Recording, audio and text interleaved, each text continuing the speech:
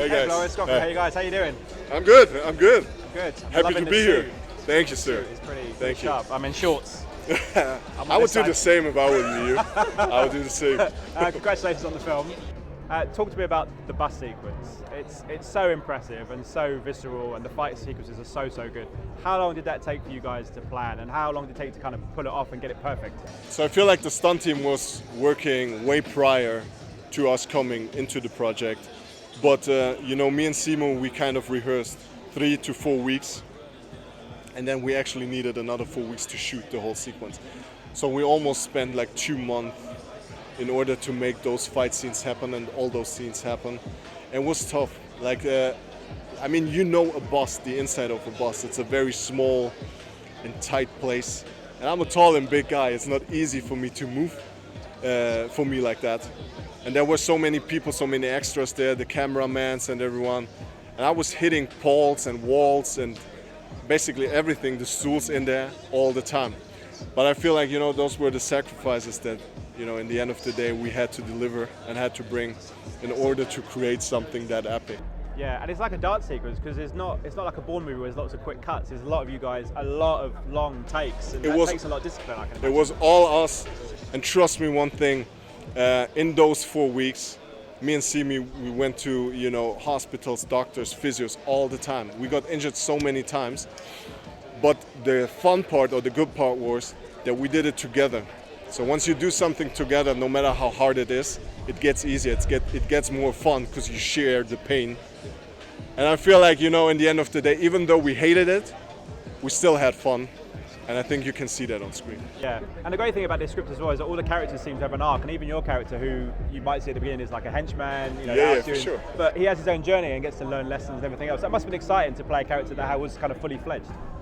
Listen to me, like when I come to a project like this, obviously when Marvel knocks on your door, you don't think twice about the decision if you take it or not. But I always want to play characters that are not one-dimensional, you know.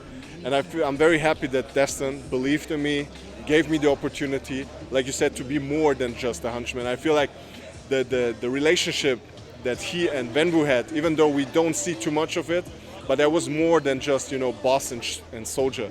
It was more like a stepdad and a stepson, you know. And Razor Fist kind of always wanted to replace Shang-Chi since he left as the son of Wenwu, and that's where his loyalty lays in. So there's a lot more depth to the character.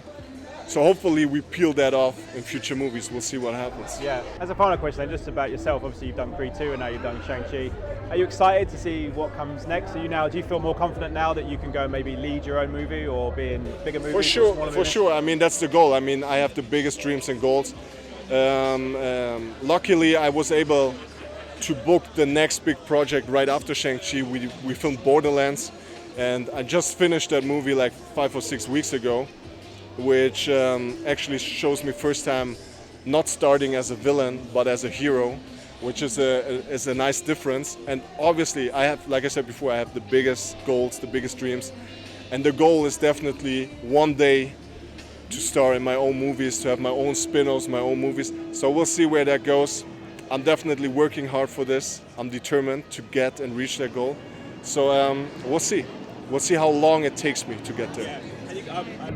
You can't tell me anything about Borderlands, and the photos we've seen have been like silhouettes, so we haven't really seen the characters. But which was actually, which I have to underline, that was Jamie Lee Curtis' idea. She came up with that great idea of us, you know, presenting ourselves in front of that light to have those silhouettes, which was a great marketing idea. Yeah, but yeah, go on. Yeah. No, but I was just going to say, Jamie Lee Curtis, Cate Blanchett, Kevin Hart, Jack Black, others. That must be such an incredible experience to work with such accomplished actors. You know, every movie I was taking part so far is something special to me, and it still feels unreal no matter where I go. But especially, like you said, with a cast like that of so accomplished actors, and I'm just seeing my name next to those big actors is simply incredible and unbelievable. And all I can say to Borderlands is, I know how skeptic people and gamers are if it comes to a movie adaptation of a computer game. But I feel like this one, we nailed it for sure. That's all I can say. I'm very, very confident that you guys will love it. Me? No, with the Borderlands Oh, video yeah. games. Would you a good film version of a video game? Oh yeah, 100%, 100%. And I'm 100% sure that people will love Creek as a character. It's funny, it's violent, it's exactly what it's needed to be. That's what we want to hear. Yeah, That's what we want to 100%. hear. Well, good So luck with that. I can't Look wait forward for to that. seeing you for that. Thank you so Thank you so much. much for your time. Thank you. Pleasure. Ladies and gentlemen, you're watching Hey You Guys! Hey, you guys, huh? Hey, you guys. Is that from the Goonies? It is indeed, yeah. Nice. Hey, you guys!